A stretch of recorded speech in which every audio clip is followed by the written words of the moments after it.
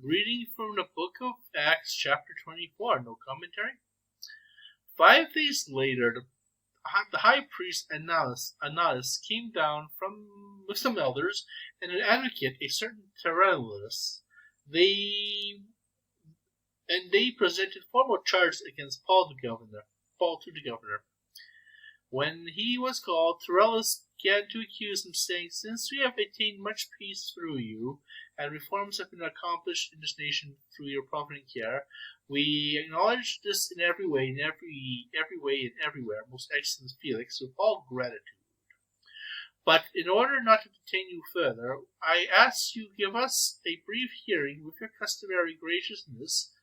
We have found this man to be a pest. He creates dissension amongst Jews all over the world and is a ringleader of the sect of Nazarenes.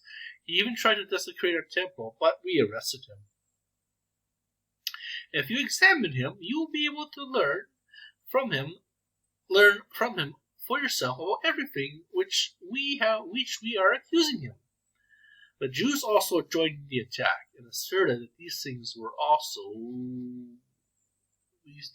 so. Then the governor mentioned to him to speak to Paul and replied, "I know that you have been the judge over this nation for many years, and so I am pleased to make every defense before you. As you can verify, not more than 12 days have passed since I went up to Jerusalem to worship, neither in the temple nor the synagogues, nor anywhere in the city did they find me arguing with anyone or instigating a riot among the people. Nor can they prove to you the accusations they are now making against me.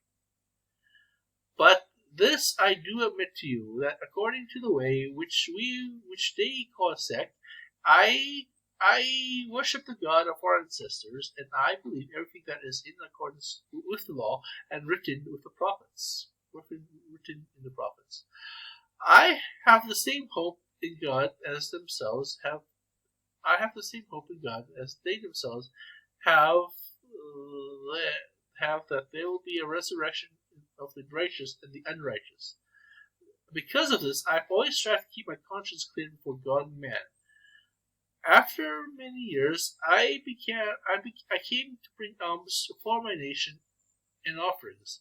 While I was also engaged, they found me. After my purification in the temple, we found a crowd of disturbance.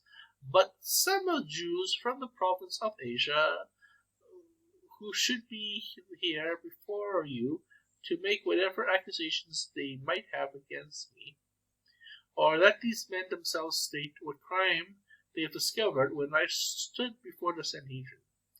Unless it was my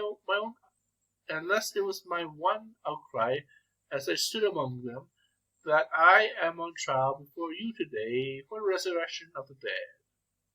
Then Felix, who was accurately informed about the way, postponed the trial, saying, "When Lysa, the commander, comes down, I shall decide your case." He gave orders to the centurion that he should be kept in custody, but have some liberty, and that he should not prevent any of his friends from caring for his needs. Several days later, Felix came with his wife, Drusilla, who was Jewish. He had Paul summoned and listened to him speak about faith in Christ Jesus. But as he spoke about righteousness and self-restraint and the coming judgment, Felix became frightened and said, You may go for now, but you may go for now. When I find an opportunity, I shall summon you again." At the same time, he hoped that a bribe would be offered him by Paul, and so he sent for him very often and conversed with them. And at the same time, he hoped that a bribe would be offered him by Paul, and so he sent for him very often and conversed with him. 2 years passed, and Felix was succeeded by Porcius Festus.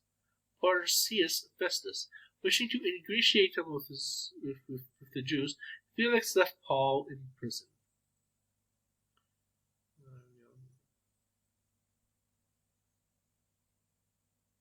At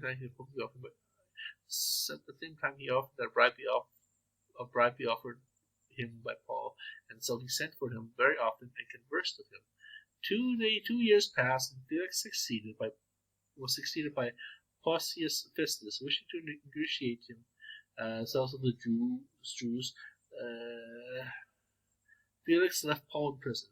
Okay, that's not good news. Okay, well, we're going to chapter 24. We'll hope to see you guys there. Have a good evening. God bless.